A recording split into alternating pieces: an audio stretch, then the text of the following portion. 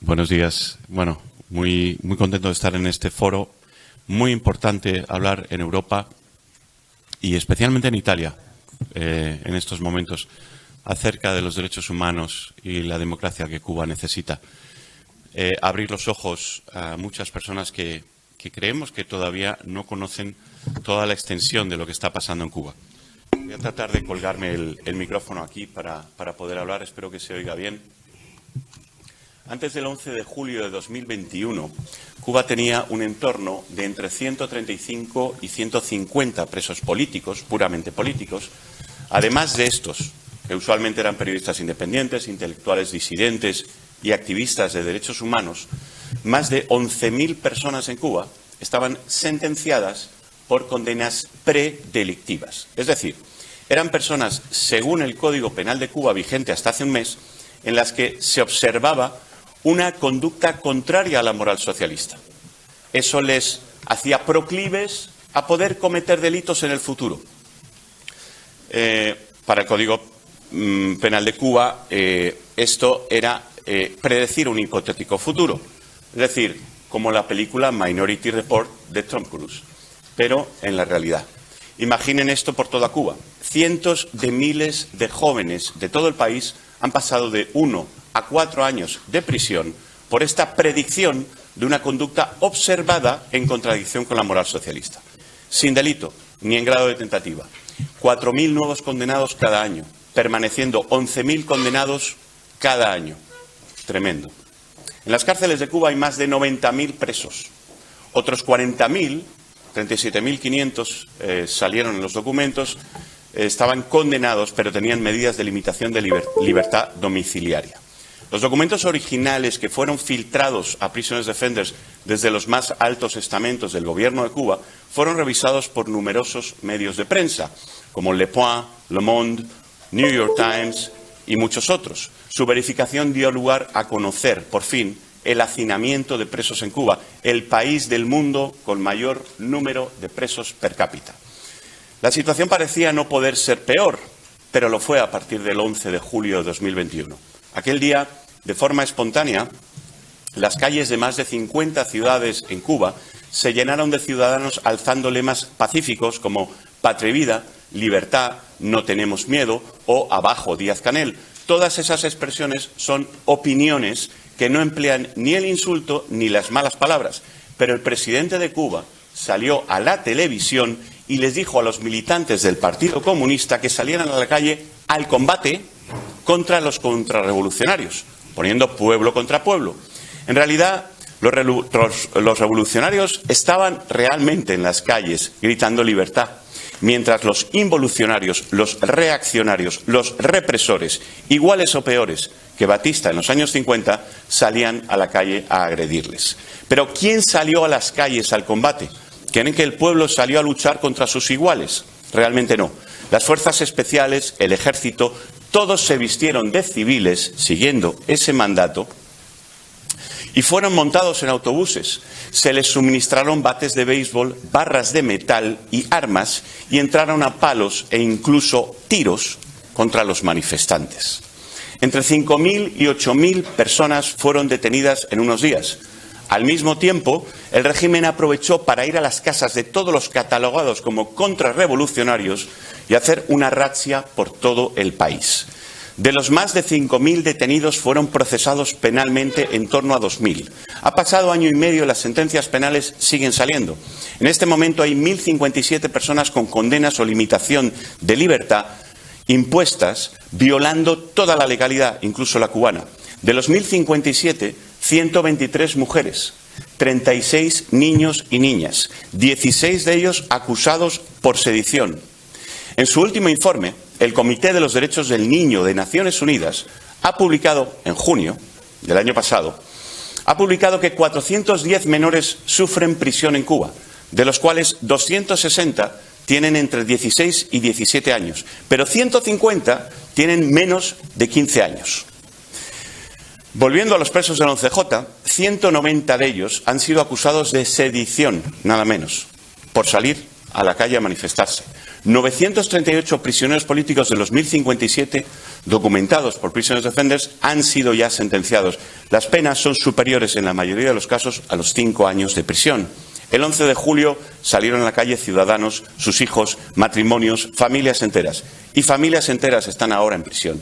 Si antes la prisión política en Cuba tenía un carácter relacionado con el activismo o la disidencia, ahora las prisiones de Cuba tienen a personas que no eran activistas ni eran disidentes.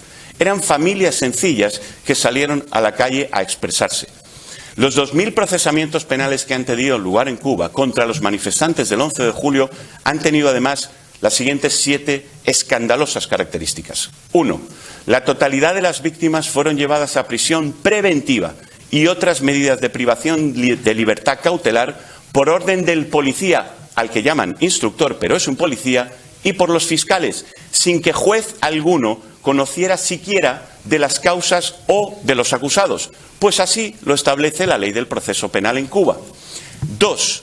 Ninguno de los acusados ha disfrutado de abogado defensor en ningún momento del procedimiento.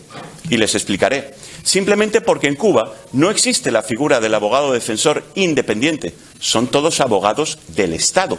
Es decir, se han enfrentado a un fiscal duro y se han enfrentado a un fiscal blando, al que llaman abogado defensor. Pero miren lo que ha dictaminado en sentencias múltiples las Naciones Unidas.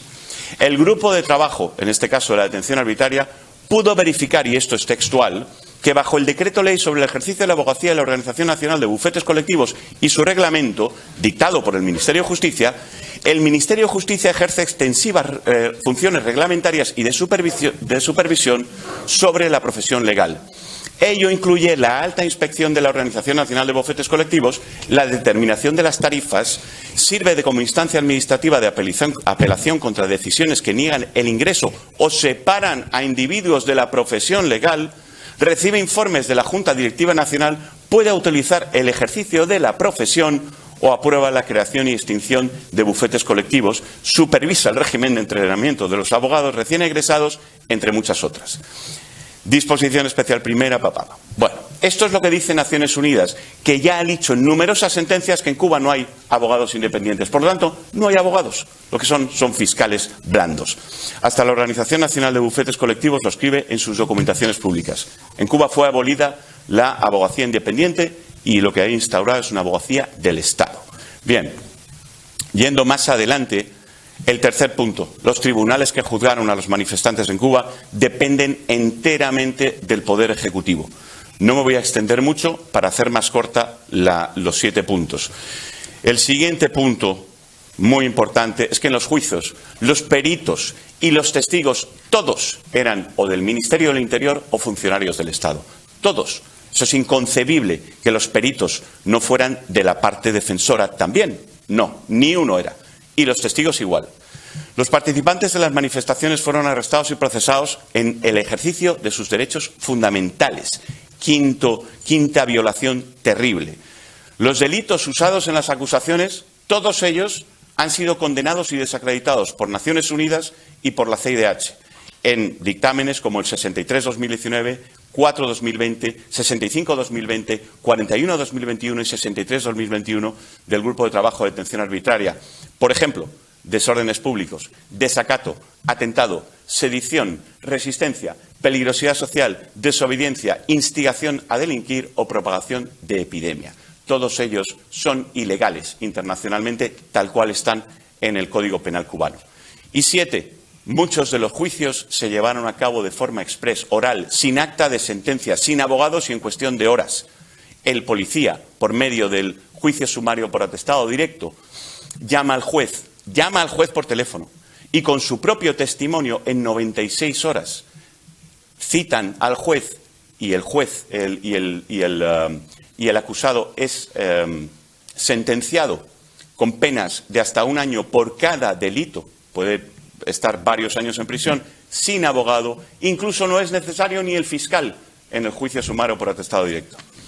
Es decir, aquí lo que estamos hablando es que si cualquier demócrata defiende esta represión bárbara, puede ser considerado un demócrata. ¿Puede la izquierda, que es muy importante en esta lucha, puede la izquierda sostener esta forma de actuación? Jamás. La izquierda es la que más debe luchar contra la represión de la libertad de expresión, manifestación, reunión y asociación. ¿Cómo se crearon los sindicatos si no? ¿Cómo se defendieron los derechos de los trabajadores si no? ¿Es ahora la izquierda la que va a defender el coarto de la libertad de expresión, manifestación o asociación? No. La verdadera izquierda no puede defender esta barbarie. Es la que más debe luchar por la libertad de expresión, reunión y asociación, y desde aquí hago un llamado a todos los hombres buenos de la izquierda para que apoyen la libertad del pueblo cubano ya, de una vez. Gracias.